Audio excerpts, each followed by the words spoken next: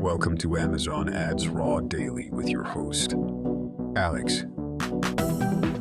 Welcome everybody to another fantastic video on lifetime value calculations. This time I'm going to guide you through how you can do a lifetime value calculation with the customer loyalty analytics report from Brand Analytics. And I'll show you how you can do the calculations within a Google Sheet. You can do this across brands. You can build a dashboard like I did here.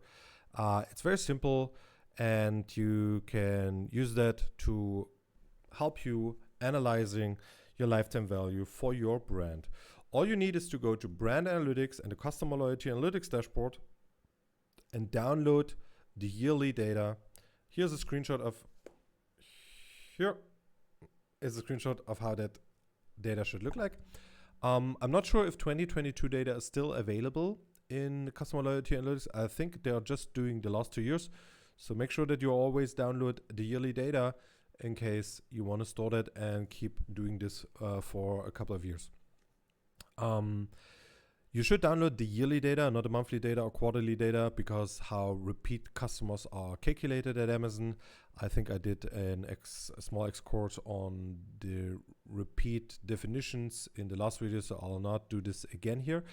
One thing I want to make sure is all of these data here you can see is fake data. I created a fake brand that is using some random numbers just to show you how this calculation is done. And it's pretty easy. You can do it yourself.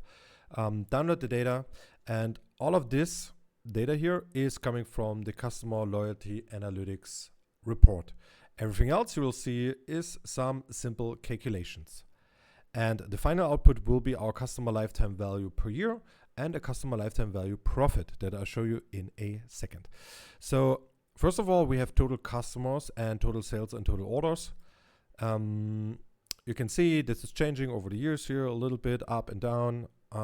We have new to brand, then we have the same metrics, customers, sales and orders. We have repeat customers, repeat sales and repeat orders. And then we have some calculations, repeat purchase rate. This is how often did a customer repeat purchased within the year. So this is showing you that number, average repeat purchase interval. This is the days between the repeats. Potential new customers is a metric from Amazon that gives you an insight into how many potential new customers you can get. And repeat customer rate, that is basically a calculation I think I'm doing. Let me see here. So this is just repeat customers divided by total customers. So this gives you the amount of repeat customers of your total customers. Repeat customer rate is how I call it here. Now, all you need to do in order to get your lifetime value, and we come to the lifetime profit a little later, is a few simple calculations. First of all, we want to do some calculations on one-time customers. So this is all these numbers over here. And then we want to do the same calculations on the repeats. The simple way we do this is we are doing a subtraction, total customers minus the repeat customers. And this is not always your new to brand customers. This is sometimes different numbers depending on how Amazon is kind of spitting out these things. That's why I'm doing this in a separate calculation. Total customers minus repeat customers is basically your customer base that is not repeat. This is this number. Then we do total sales and do the same, extract or deduct all the repeat sales. Then we have total sales deducted by the repeat sales. We could add a number here, a dollar sign. And then we do the same for orders, total orders minus repeat orders. Next step, we do divide the total orders and the total sales. This gives us sales per order or average order value for our customers that purchased once, right? One of customers purchases that we just calculated over here the average order value for those is 1180. Now we do a calculation on the average purchase frequency. This is the orders divided by the customers. That gives us how many purchases are done per customer, right? So we have more orders than customers. So this tells me there's a little bit over one purchase frequency, how I'll call it over here. And for the average customer value, we just multiply these two, the average order value with the frequency. So that brings us to 1359 in that case. What we then need as well is the percent of customer base. This is again just a calculation based on the repeat customer rate. You can also do this differently. It's 1 minus the amount of repeats. So 87% are one time. This is important because for the profit, we will weight for these things, we'll weight stuff. All right, so this is the one-off time. Next up, we do the same with the repeats. So we do the average order value on the repeats, same calculation, right? Repeat sales divided by repeat orders. The purchase frequency, this is the repeat orders divided by the repeat customers. The average customer value then is a calculation of these both. Multiplication 14 multiplied by 1.7 is 25. That's the average customer value of a repeat. Makes sense that this is higher than on a one-off because they are doing more higher frequency purchases. And then I'll do one thing here in order to give it a bit more of outlook. I add a custom customer lifespan. I put in 3, so I have like a field over here where I can do whatever I can do. I could also add 1 or 2.5 or whatever you want to do. Amazon is not doing that because for Amazon, it's always Amazon thinks in 1 year terms. But I'm assuming that a new customer stays with my brand for 3 years or maybe 4 years. You know, the longer he stays, the more lifetime value he would produce, ideally. So we go with 3 years that we will put in here. Obviously, you can also change that. You can say, hey, my cohort I acquired in 2022 only stayed 2 years. 2023, we did better customer retention. Now they stay for 2.5 years. And in 2024, we did an amazing customer retention. Now they stay for 4 years. And this brings us to a customer lifetime value. It's a simple multiplication of the repeat revenue and the lifespan of the years. And then for the final lifetime value, we do a calculation here on the one-time average customer value. Right, people that only buy once and then they leave. This is what they do with me. This is 87% of my customers in this year. And people that come back, they do $25 and they will do this over the next 3 years. So I'm anticipating future profits or future revenue into these calculations here, depending on the lifespan I'm assuming. So this is not just the 25 they did this year, but also the 25 they will do next year and in 2 years again. So it's $20 or it's $76 I'm assuming from a repeat customer that comes in over the next 3 years, plus the $14 of a one-off person.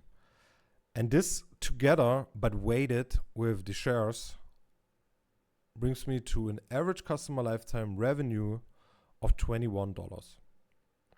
Right? And now I can see how much is my marketing cost, my cost of customer acquisition, and so on and so forth.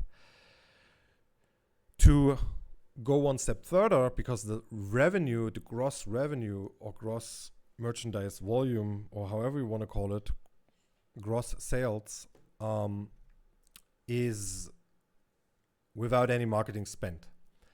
What we can do here is to include our marketing spend is we can add a contribution profit. This is using a formula of a pivot table I have to the right. So let me just quickly change that. Let's assume in 2022 our contribution profit, meaning our gross profit minus our marketing costs, which is our contribution profit margin, gross margin minus, let's say, tacos or marketing expenses is contribution profit 1. CM1, I think it should be, or CM2. I'm not sure. Gross margin, contribution profit percent, or contribution margin percent. So let's say this was, because we just started, this was 5%. Didn't have much left. And the next year we could increase that to 10%. We got better with our marketing, and last year it was 15%.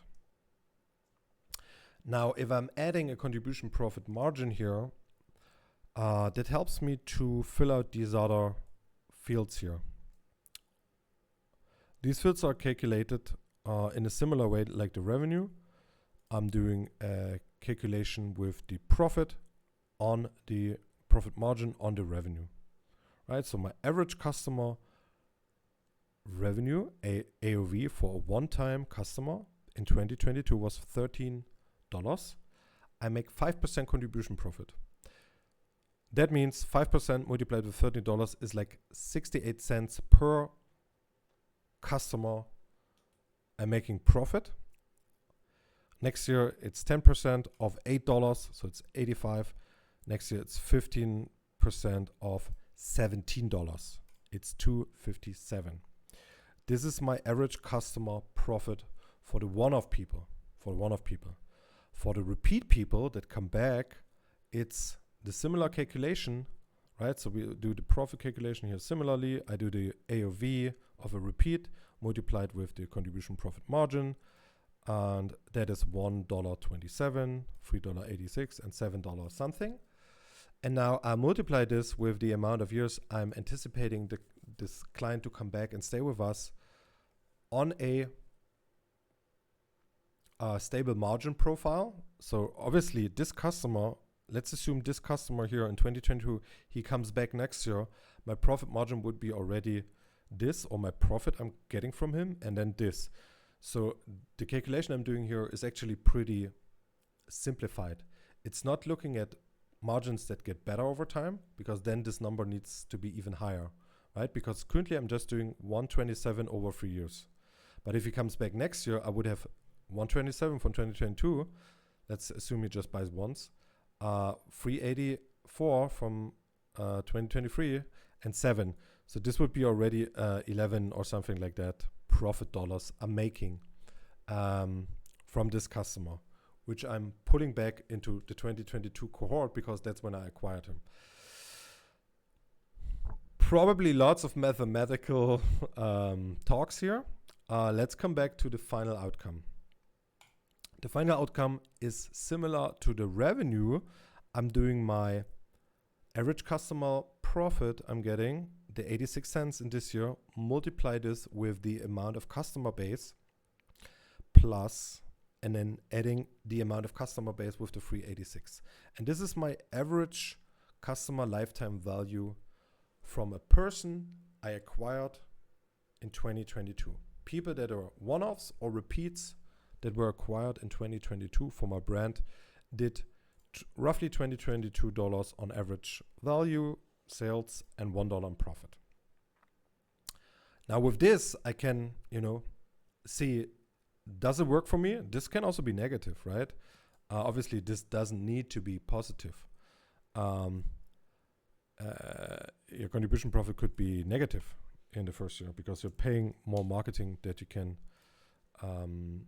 have, and then this is getting lower. Now, where it gets interesting is not having a one-time look at a number. It's a ongoing comparison. How did my brand evolve over time? How did my total customers evolve over time? How did my repeat purchase rates and my repeat customer rate improved over time? When this is looking all good, you're getting more customers on repeat, more repeat customers, more total repeat customers. They are doing repeats on a higher frequency. The order value is getting higher. Your profitability is getting better. This is where it really starts bringing you some value. Obviously, you can also do this just for 1 year and just see how it looks. And then think, hey, when a customer comes in, let's say we do 5% here again. We are anticipating a customer comes for 3 years, but let's say he's just coming for 2 years. Well, then obviously, if I'm anticipating he's just coming for 2 years, then all of these numbers will be lower. And if I'm anticipating, let's add another number here real quick with a 1. If I'm anticipating he's just staying 1 year, well, then it's even less, right? Then my profitability is getting even less. I'm getting, with 5% contribution profit on this kind of calculation, I'm making 80 cents profit per customer. And now the question is, to come back to a marketing world, can you acquire a customer with 76 cents? If you can, this all works. If you cannot, you're getting into trouble, right? Obviously, because we're doing contribution profit, this already includes the marketing costs. So the question would be, can you acquire a customer for $15? Is your customer acquisition costs higher than $50? Then it will be hard. Obviously, we made a contribution profit in 2022. This means our marketing, at least our contribution margin was positive, and our marketing did help stay positive. This doesn't mean you're making any profit. Contribution profit is just your margin after marketing and maybe some other expenses. It's not your final EBITDA margin. Your net profit, there's something more to deduct. But that's a different story. I hope this helps. This is how I'll do it. You can do this for every brand. You can do this just for one brand. You can do this by ASIN. And yeah, see you all in the next video. Take care. Have a good day. Thank you for listening to Amazon Ads Raw Daily. And remember to stay curious.